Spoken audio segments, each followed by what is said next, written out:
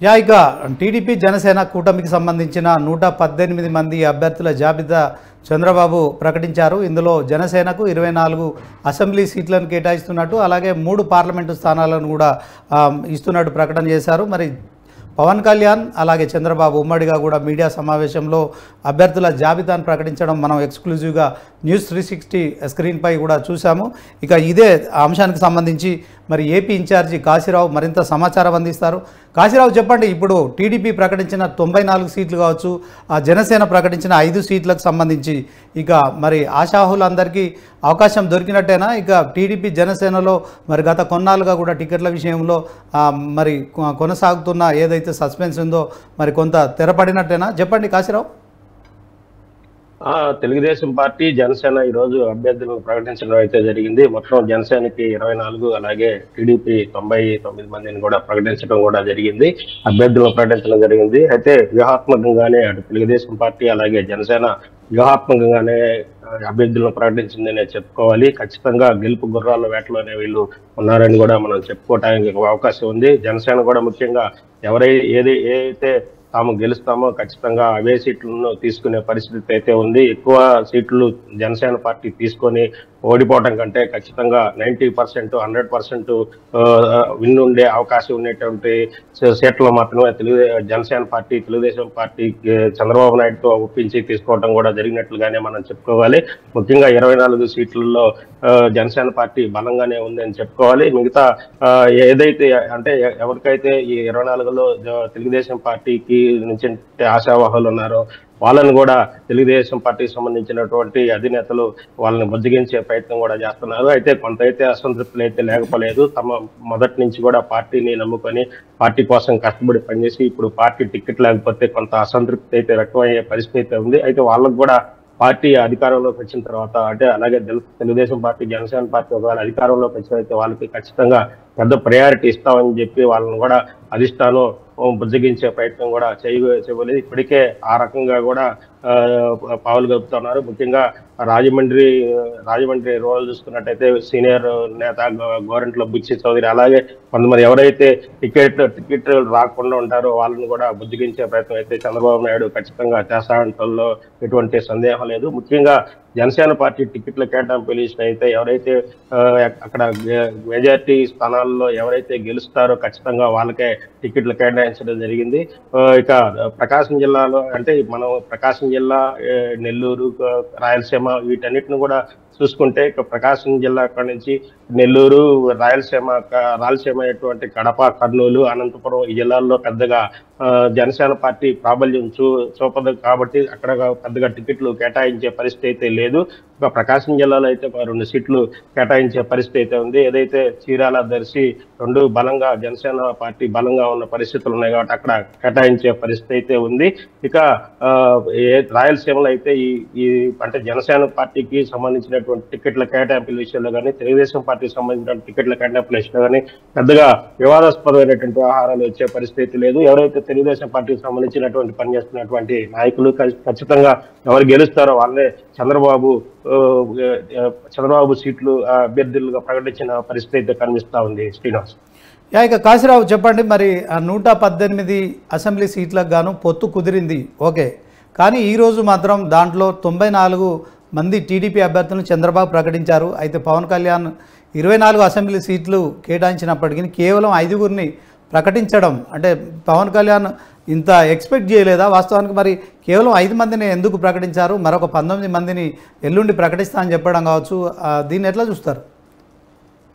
అంటే 24 సీట్లలో 5 మాత్రం ప్రకటించారు. మిగతా 19 సీట్లలో జనసేన టికెట్ కోసం గట్టి పోటీ ఉంది. ఎవరైతే గెలుస్తారో ఇప్పటివరకు పార్టీకి ఎవరైతే పనిచేశారో అలాగే ఆర్థికంగా కూడా సమకూర్చుకోవాల్సిన పరిస్థితి ఉంది. మొన్ననే పవన్ కళ్యాణ్ తన మీటింగ్ లో చెప్పాడు, ఇక జీరో ఎలక్షన్స్ అంటే చేయటం కుదరదు, కానీ కనీసం ఎలక్షన్ కు సంబంధించినటువంటి కనీస ఖర్చులు కూడా పెట్టుకునే పరిస్థితి అయితే ఖచ్చితంగా ఉండాలి. అట్లా ఆర్థికంగా స్తోమత కలిగినటువంటి వారు అలాగే కుల సమీకరణ నేపథ్యంలో కానీ అలాగే ఇప్పటి వరకు జనసేన పార్టీ తరఫున ఎవరైతే జనసేన పార్టీకి పనిచేశారో అంటే కష్టాల్లో సుఖాల్లో జనసేన పార్టీ వెంట ఎవరు నడిచారు, ఎవరికి అర్హతలు ఉన్నాయి అని అంటే నిశ్చితంగా పరిశీలించిన మీదటే, అంటే 19 నియోజకవర్గాల్లో ఎక్కువగా జనసేన టికెట్ కోసం పోటీ పడే ఆశావాహులు ఎక్కువ మంది ఉండటం కారణంగానే ఇప్పుడు ఈ 5 అయితే లైన్ క్లియర్ అయినట్టే. ఈ 5 అయితే క్లియర్ గా ఉండటం వల్ల ఈ 5 టికెట్ల కేటాయింపులు జరిగింది. మిగతా 19 కూడా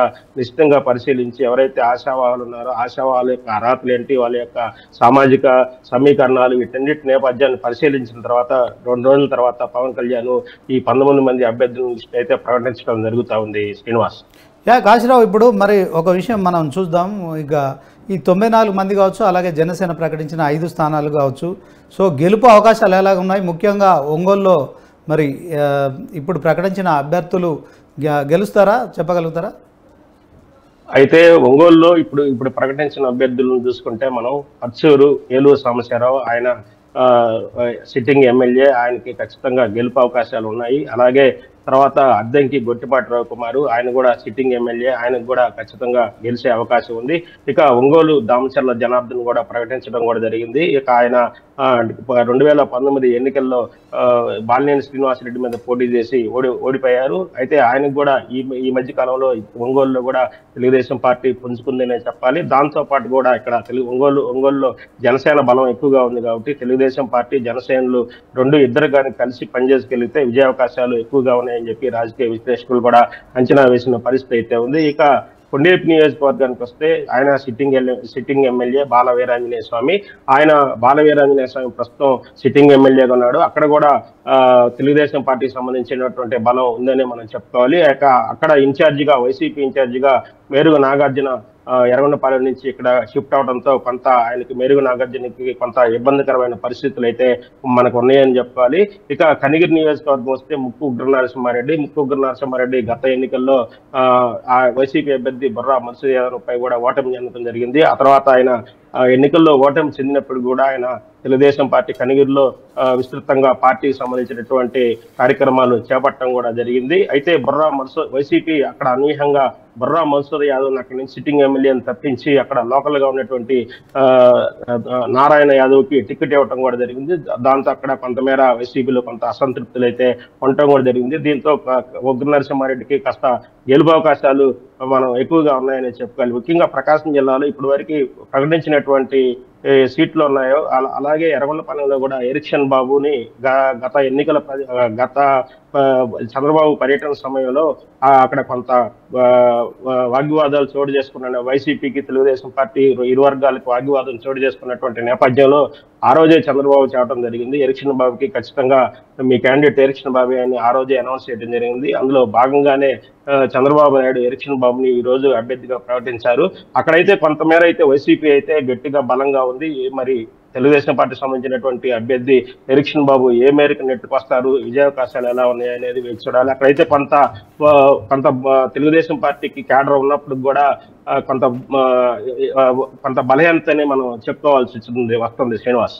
ఇక కాశీరావు, మరి జనసేన పార్టీ ప్రకటించిన ఎమ్మెల్యే అభ్యర్థుల విషయం మనం ఒకసారి చూసినట్టయితే తెనాలి నుంచి నాదెండ్ల మనోహర్, నెల్లిమర్ల నుంచి శ్రీమతి లోకం మాధవి, ఇక అనకాపల్లి నుంచి కొనతాల రామకృష్ణ, రాజానగరం నుంచి బత్తుల బలరామకృష్ణ, అలాగే కాకినాడ రూరల్ శ్రీ పంతం నానాజీ. ఈ 5గురిట్లో మరి ఒకళ్ళిద్దరు మాత్రం నాదెండ్ల మనోహర్ కావచ్చు, కొనతాల రామకృష్ణ, ఇక వీళ్ళైతే కొంత పాపులర్. ఇక మిగతా వాళ్ళు వీళ్ళ పరిస్థితి ఏంటి? 5గురు మరి జనసేన మొదటి జాబితాలో ఉన్నవారు. సో దీంట్లో గెలుపోవటంలో అవకాశాలు ఎలా ఉండబోతాయి? అంటే ఖచ్చితంగా ఇప్పుడు నాదెండ్ల మనోహర్కి తెనాల నుంచి తెలుగుదేశం పార్టీ అభ్యర్థులు కూడా సపోర్ట్ చేయాల్సిన పరిస్థితి అయితే ఉంది. అయితే అక్కడ కొంత ఇబ్బందికర పరిస్థితులు ఉన్నాయి. తెనాల నుంచి ఆలపాటి రాజా టికెట్ తెలుగుదేశం పార్టీ తరఫున టికెట్ ఆశిస్తున్నటువంటి క్యాండిడేట్, ఆయన కూడా బలమైన క్యాండిడేటే. కానీ ఆయన తప్పించి నాదెండ్ల మనోహర్కి ఎప్పటి నుంచో తెనాలి టికెట్ నాదెండ్ల మనోహర్ జనసేన కేటాయిస్తుందని చెప్పి కూడా గతంలోనే పవన్ కళ్యాణ్ ప్రకటించడం జరిగింది. అయితే ఆలపాటి రాజాకి తెలుగుదేశం పార్టీ వేరే విధంగా అకామిడేట్ చేసే పరిస్థితుల్లో తెలుగుదేశం పార్టీ అలాగే జనసేన ఉమ్మడిగా కలిసి ఓటింగ్ కానీ వెళ్ళి ఎన్నికలు చేస్తే మాత్రం ఖచ్చితంగా అక్కడ నాదెండ్ల మనోహర్ గెలుపుకి కొంచెం అవకాశాలు ఉన్నాయని మనం చెప్పుకోవాలి. ఇక పంతం నానాజీకి కూడా అక్కడ ఎక్కువ బలం ఉంది. మొత్తం మీద అయితే జనసేనకు సంబంధించినటువంటి ఇప్పుడు మొదటి లిస్టులో ఎవరైతే 5గురు ఉన్నారో ఐదుగురు పేర్లను కూడా జనసేనాని పవన్ కళ్యాణ్ ప్రకటించినటువంటి నేపథ్యంలో ఖచ్చితంగా ఈ 5గురికి విజయావకాశాలు ఎక్కువగానే ఉన్నాయని మనం చెప్పుకోవాలి. అయితే తెలుగుదేశం పార్టీకి సంబంధించినటువంటి ఎవరైతే ఆశావాహులు ఉన్నారో వాళ్ళ ఆశావాహులను కూడా తెలుగుదేశం పార్టీ అధిష్టానం వాళ్ళని అసంతృప్తులున్న కారణంగా కాస్త బుజ్జగించి వారికి వేరే విధంగా అకామిడేట్ చేసే ప్రయత్నం చేస్తే ఖచ్చితంగా 5గురు కూడా మనం విజయావకాశాలు ఉన్నాయని మనం చెప్పుకోవాలి. శ్రీనివాస్. ఓకే కాశీరావు, ఇప్పుడు మనం చూసుకుంటే నాదెండ్ల మనోహర్ అయితే ఖచ్చితంగా ఆలపాటి రాజా టీడీపీ టికెట్ ఎక్స్పెక్ట్ చేశారు. ఇది మరి జనసేన అకౌంట్లోకి వెళ్ళింది.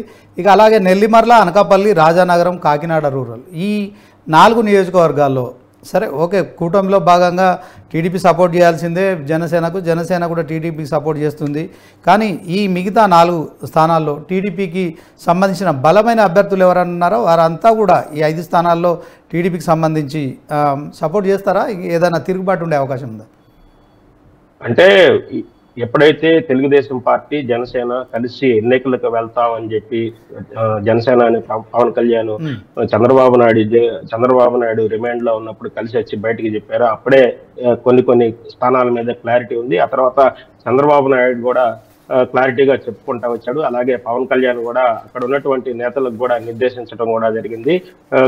ఫలానా మా జనసేనకి ఫలానా సీట్లలో కేటాయింపు జరుగుతుంది కాబట్టి అక్కడ ఖచ్చితంగా పనిచేసుకోవాల్సిన పరిస్థితి చెప్పడంతోనే ఇప్పుడు ఎవరైతే 5గురికి అభ్యర్థులు ఉన్నారో 5గురు అభ్యర్థులు కూడా ఇక్కడ ఆయా నియోజకవర్గాల్లో జనసేన పార్టీ తరఫున ప్రచారాలు కూడా కొనసాగించినటువంటి పరిస్థితి. అక్కడ ఉన్నటువంటి తెలుగుదేశం పార్టీ నాయకులకు కూడా తెలుసు ఖచ్చితంగా ఈ సీట్లు జనసేనకి పొత్తులో భాగంగా జనసేనకి కేటాయింపులు జరుగుతాయి.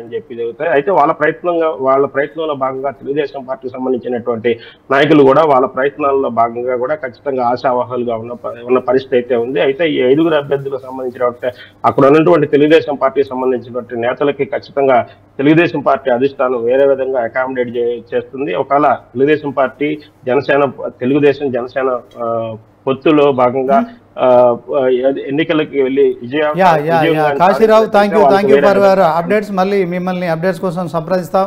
సరే మరి ఇక ఇది టీడీపీ జనసేనకు సంబంధించిన మొదటి పొత్తులో భాగంగా కూటమి తొలి జాబితా రిలీజ్ చేశారు. ఇక మరి ఉమ్మడి ఆంధ్రప్రదేశ్లో మరి వైఎస్ లాంటి నేతలను కూడా ఎదుర్కొని మరి ముఖ్యమంత్రిగా ఒక పార్టీ జాతీయ అధ్యక్షుడిగా టీడీపీకి సంబంధించిన నారా చంద్రబాబు నాయుడు మరి మొదటిసారి అయితే పూర్తి స్థాయిలో ఏపీ ఎలక్షన్లలో మరి వైసీపీ ప్రభుత్వాన్ని గద్దెదించడమే లక్ష్యంగా మరి జనసేనతో కావచ్చు అలాగే ఇక మా బీజేపీతో కూడా కలిసి పోటీ చేస్తున్నారు. సో ఇది మరి ఇక చూడాలి. ఇప్పటికే 118 స్థానాలకు సంబంధించి మరి ఇక జనసేనకైతే 24 అసెంబ్లీ స్థానాలు కేటాయించారు. అలాగే దీంట్లో 3 పార్లమెంటు స్థానాలు కూడా కేటాయించారు. ఓవరాల్గా మరి గతంలో మరి పవన్ కళ్యాణ్ కొంత తక్కువ స్థానాలు కేటాయించడం పట్ల అసంతృప్తిని కూడా వ్యక్తం చేశారు. ఎట్ ద సేమ్ టైం ఇక తక్కువ సీట్లలో పోటీ చేయడం పట్ల కూడా తను ఒక సమర్థన కూడా ఇచ్చుకున్నారు. ఎందుకంటే గతంలో జనసేన కనుక పోటీ చేసి కొన్ని స్థానాలు గెలిచి ఉంటే ఎక్కువ స్థానాలు అడిగే వాళ్ళం, కానీ ఆ పరిస్థితి లేదని కాంప్రమైజ్ చేయడానికి కూడా మనకు కనిపిస్తోంది.